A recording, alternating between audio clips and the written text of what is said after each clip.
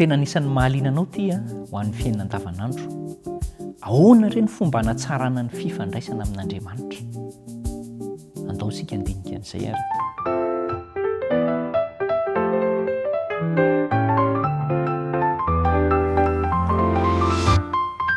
Ny olona mieritreritra mandrakariva hoe rehefa mandeha makany am-piangonana dia mivavaka mifandray amin'Andriamanitra. Ary indraindray aza ilay fiangonana mihitsy no heverina hoe rehefa makany ianao zany dia efa ampy izay. Mety mbola anisan'izay tsy mieritreritra angamba ny zasy ianao hoe hay ny fiainako andavanandro tsotra io ka tena fifandraisana amin'Andriamanitra. Dia hoy ianao hoe za andeha ianao kely an'izao aloha, andeha ho any amin'ny fandihizana sy ny fisotroana aloha, fa any ny hitako mety izao. Manana olana amin'ny fiainana dia aleoko any amin'ny fisotrosotroana aloha no nalefahana an'izay olana izay. Dia raha izay no eritreretintsika zany dia verintsika ny fifandraisana amin'Andriamanitra amin'izay fotoana izay indrindra. Ahoana zany no hanatsarana ny fifandraisantsika amin'Andriamanitra io, ary io fifandraisana io tena mitohy isan'andro, mitohy amin'ny ora rehetra, amin'ny fotoana rehetra. Izao no tsara ho fantatsika voalohany. Isika io manana tombam-bidy lehibe lavitra noho izay heverantsika azy. Za zany zao ny tombam-bidiko eo anatrehan'Andriamanitra dia mbola lehibe lavitra noho izay heverako azy. Ary tsy miova izay tombam-bidy izay, satria nahoana? Zany no nahatonga azy hoe tena andeha ho vonjeko any amin'ny planète Terre, any amin'ny tany misy azy mihitsy ilay olombelona, fa tsy hoe avelako irery ihany izy. Izay ilay tombam-bidy. Ny fahatakarantsika azy dia hoe tonga nofo ny zanak'Andriamanitra hamonjy antsika, fa ilay tombam-biditsika zany dia hoe tsy navela ho very na iza na iza. Dia zany ianao io, tsy avelan'Andriamanitra ho very fa ambony be ny tombam-bidinao na ny valeurnao eo anatrehan'Andriamanitra.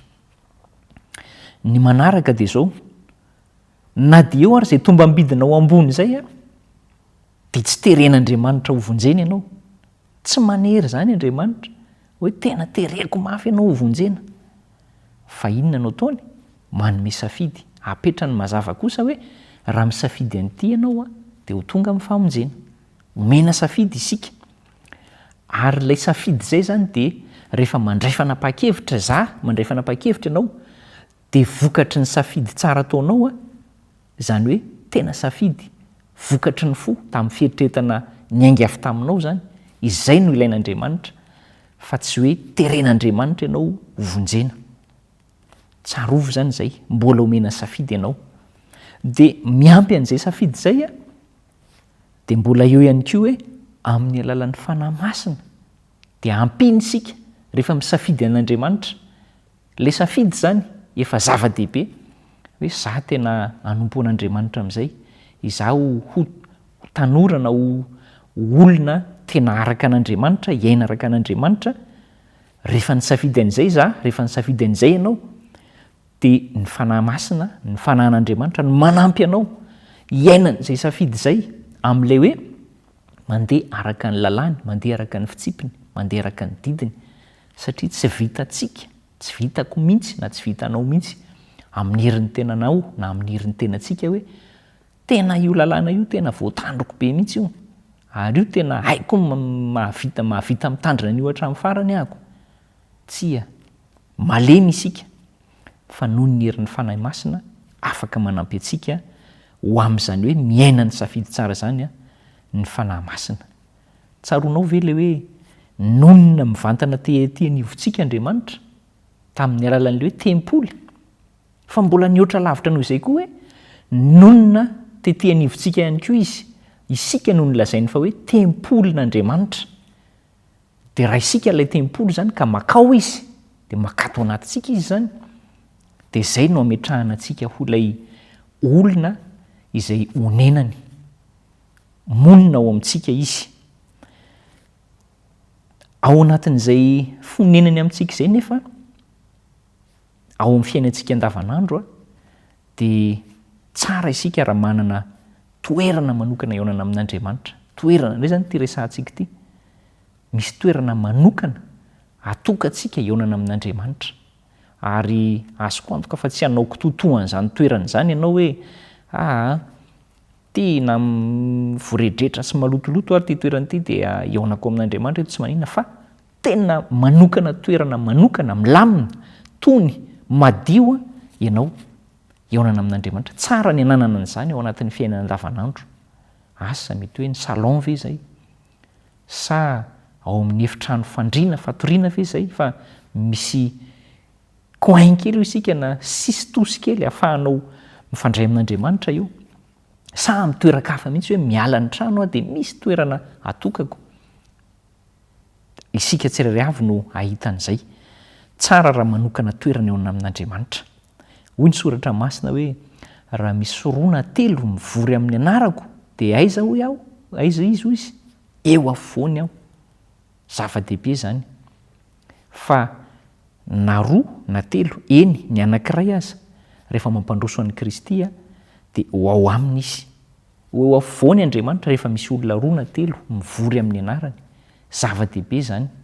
Rehefa ny fivoriana rehetra izay tsy atao amin'ny anarany zany fa hoe zao no tianay atao ny anay mila manao fiainana, mila manao an'izao, dia tsy eo Kristy amin'izay fotoana izay. Aza manary an'i Kristy andao Kristy hampandrosoana ho ao amintsika. Ary ny farany dia zao, tena mbola miasa ho antsika Kristy. Ilay amintsika Andriamanitra dia miasa ho antsika ao amin'ny efitra masina indrindra ao an-danitra. Ny anjarantsika sisa dia zao hoe ny manantena azy, ny mino azy, ny matoky azy, ary ny miankina aminy. Tsy vitantsika amin'ny herin'ny tenantsika izany, fa zao kosa afaka misafidy ny hanao an'izany isika dia ampiny ny herin'ny fanahiny masina. Atsarao ny fifandraisanao amin'Andriamanitra amin'ireo fomba ireo. Fantaro fa olona manana tombam-bidy ianao dia manokana toerana ahafahanao miaona amin'Andriamanitra rehefa manao safidy tsara ianao ho azy, dia tadidio ny asany fa mbola mifona ho anao izy. Ampahirinao ny ry namako ilay Andriamanitra izay iarahantsika, ilay Andriamanitra izay ivavahantsika, dia hitondranao amin'ny fahombiazana izy amin'izao fiainana iananao izao indrindra. Ndaontsika hivavaka.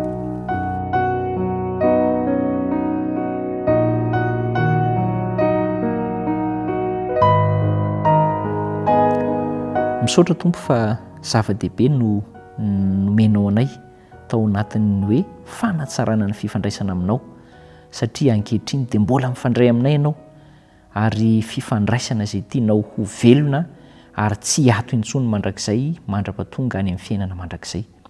Ampio izay anaiky ianao sy hanao ny sitraponao, ampio izay hevitra ny fahamasinana hanaja izay masina, ary hanokana ora, fotoana, toerana mba hiarahana aminao, ary ametraka ny tenanay fa manana tombam-bidy ambony indrindra eo anatrehanao ny olombelona, ary novonjenao ka tsy handraraka ilombe-andoha na hanambany an'izany fanomezanao tombam-bidy tsara anay izany. Dia ombay ny tsirairay avy ombay ty namako ty amin'ny lalan'ny fiainany hisafidianany ianao, hanao ny sitraponao. Amin'ny anaran'i Jesosy. Amen.